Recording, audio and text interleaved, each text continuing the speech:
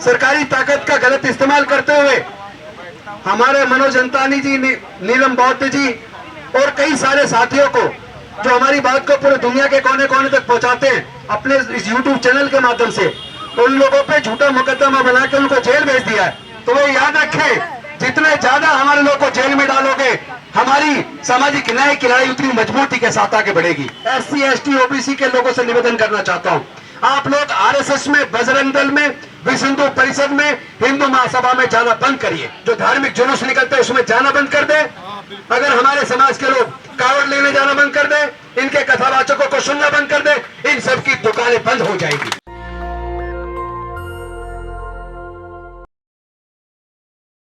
जिन मुद्दों को ज्योतिबा फूले जी ने, साहू जी महाराज ने, डॉक्टर बाबा साहेब अम्बेडकर जी ने, मानवर कांसीराम साहब ने,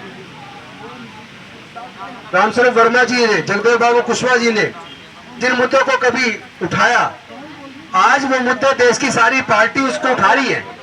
देश की सारी पार्टी सामाजिक न्याय की बात करने लगी है। देश की सारी पार्टियां आज जातिगत जनगणना की बात कर रही है।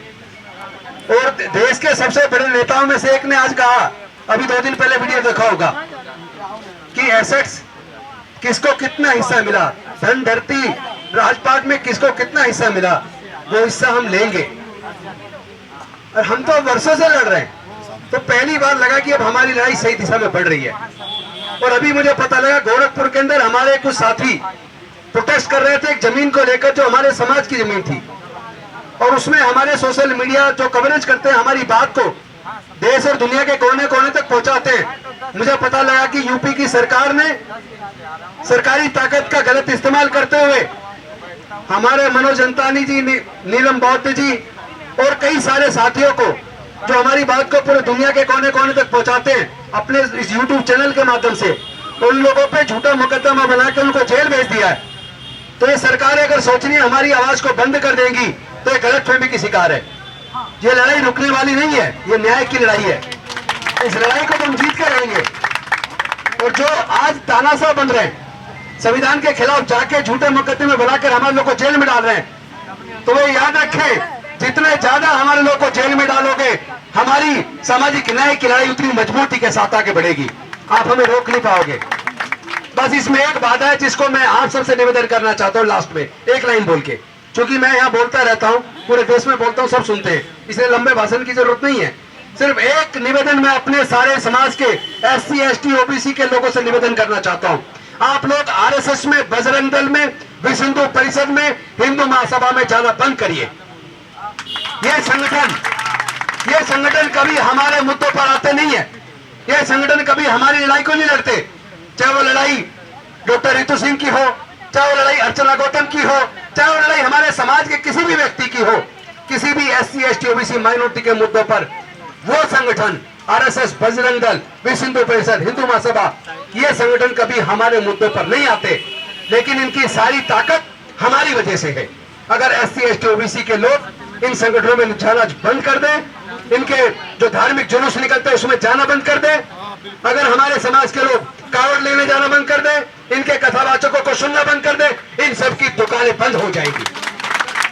हमारी दम पे इनकी दुकानें चल रही हैं, तो आप लोग इनकी दुकानें बंद करने का समय आ गया है।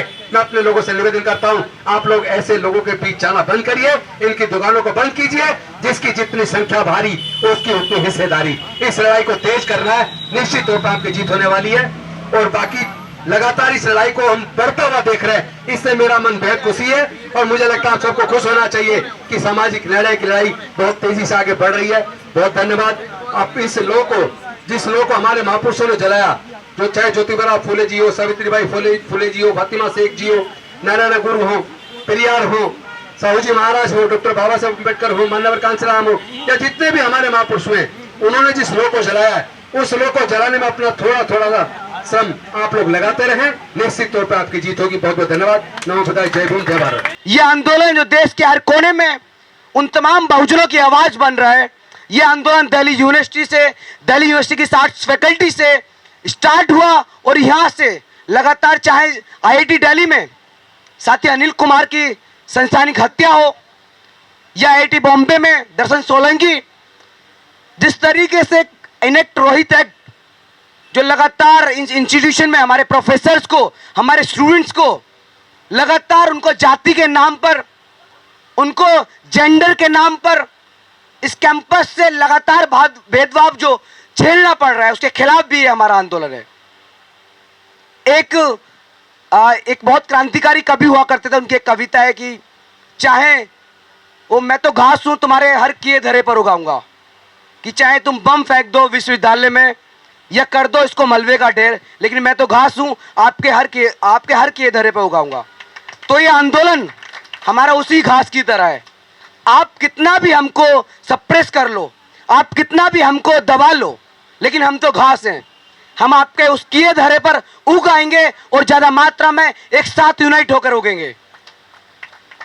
हमको ये आंदोलन जो बाबा साहब भीमराव अंबेडकर ने 3 जो स्लोगन दिए थे कि शिक्षित, be educate, organise and agitate, कि हम लोग पढ़ेंगे, पढ़ने के साथ साथ यूनाइट होंगे, यूनाइट होने के बाद इस आंदोलन को और ऐसे तमाम बहुजन आंदोलन को, ऐसे तमाम महिला की लड़ाइयों को, ऐसे तमाम दलितों की लड़ाइयों को इस तरीके से पढ़ने के बाद, अपनी राजनीति डिसाइड करने के बाद उनको आंदोलन में कन्वर्ट करेंगे और उनको आंदोलन के साथ साथ उनको संसद तक ले जाएंगे। साथियों, मैं यहाँ से आए तमाम साथियों को मैं ज़्यादा देर नहीं बोलना चाहूँगा, क्योंकि और हमारे दूर दूर से साथी लोग आए, उन साथियों को धन्यवाद देना चाहूँगा जो लगातार इस आंदोलन में पहले दिन से बने हुए हैं।